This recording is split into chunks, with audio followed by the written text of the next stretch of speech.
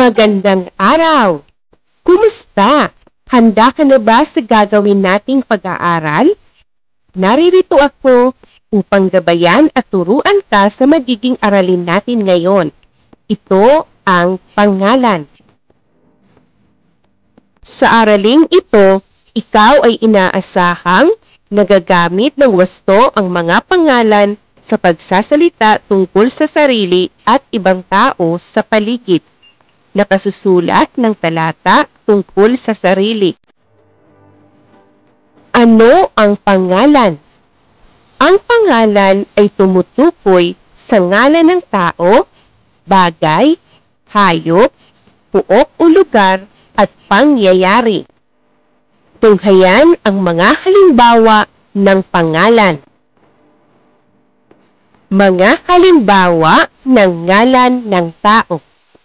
Guro, doktor, Elsa, pari, lolo, sundalo, bombero, nurse. Ito ay mga pangalan na tumutukoy sa ngalan ng tao. Mga halimbawa ng ngalan ng bagay. Aklat, damit, lapis, orasan, bola, payong, puno, basket. Ito ay mga pangalan na tumutukoy sa ngalan ng bagay.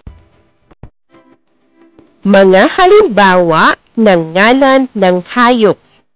Pusa, aso, isda, kambing, manok, ibon, kalabaw, elepante. Ito ay mga halimbawa ng pangalan na tumutukoy sa ngalan ng hayop. Mga halimbawa ng ngalan ng puok o lugar. Ospital, palaruan, silid tulugan, kantina, kusina, opisina.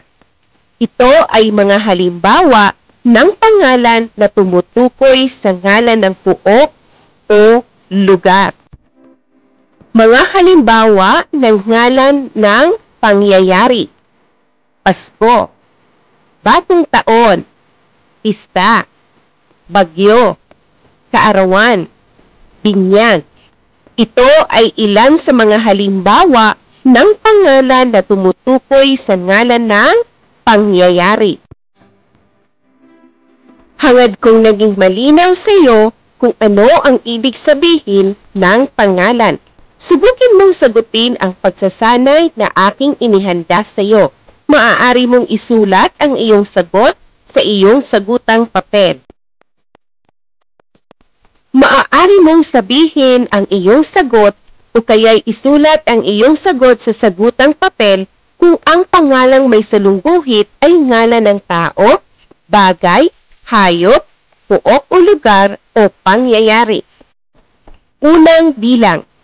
Napaiyak ang bata dahil sa narinig niyang malakas na kulob at kidlat. Ang pangalang may salungguhit ay kidlat. Ito ay tumutukoy sa ngalan ng tama, ito ay pangyayari. Ikalawang bilang. Magbabakasyon sa probinsya ang mga bisita ni Jessie. Ang pangalang may salungguhit ay probinsya. Ano ang tamang sagot? Tama.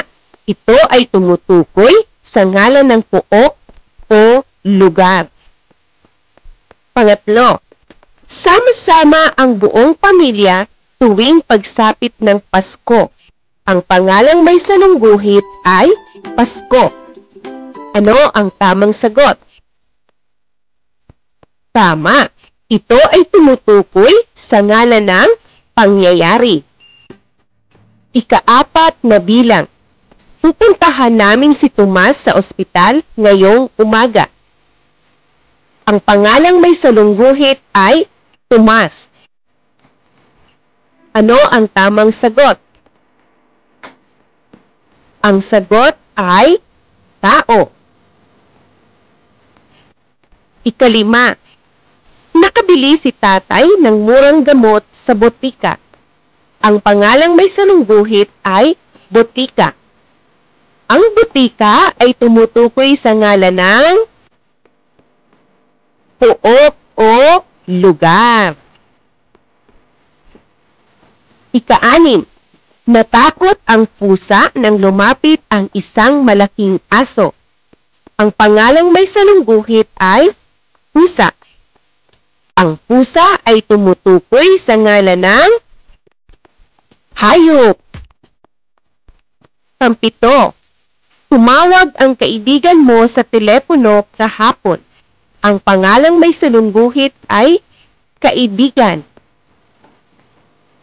Ang sagot ay tao. Pangwalo, ang bagong sapatos na ito ay regalo mula sa ninong ko. Ang salitang may salungguhit o kaya ang pangalang may salungguhit ay sapatos. Ang sapatos ay tumutukoy sa ngalan ng tama, ito ay tumutukoy sa ngalan ng bagay. Upang lubos na mapalalim ang iyong pangunawa, subukin muling gawin ang mga gawain sa araling ito. Basahin at sundin ang mga panuto sa bawat gawain. Gawin ito sa iyong sagutang papel. Gawain A. Basahin ang talata. Piliin at ikategorya ang mga pangalan at isulat ang sagot sa graphic organizer.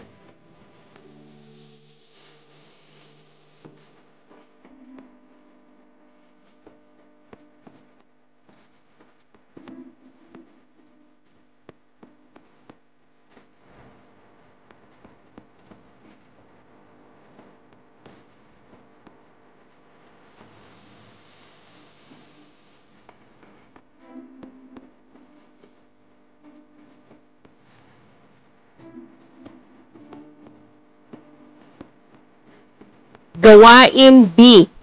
Gamitin sa pangungusap ang mga sumusunod na pangalan. Isulat ang iyong sagot sa sagutang papel.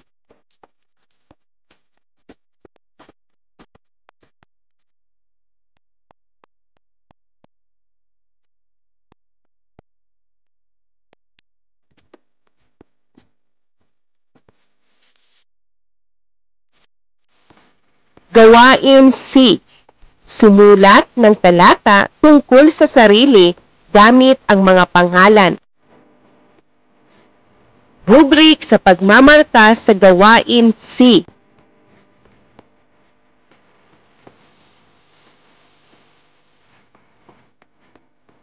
Ano ang naging karanasan mo sa pag-aaral at pagsagot ng mga gawain sa araling ito? Kopyahin at ikomento ang iyong sagot sa dialog bubble na matatagpuan sa susunod na pahina.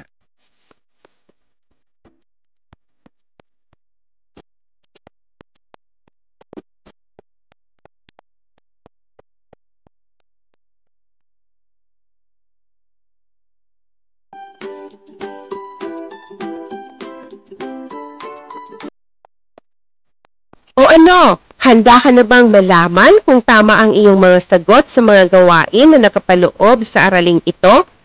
Sa bahaging ito, maaari kang sumangguni upang iwasto ang iyong mga sagot sa bawat gawain. Narito ang mga sanggunian na pinagkuhanan ng ibang impormasyon ng araling ito. Binabati kita at matagumpay mong natapos ang aralin. Hanggang sa muli, maraming salamat!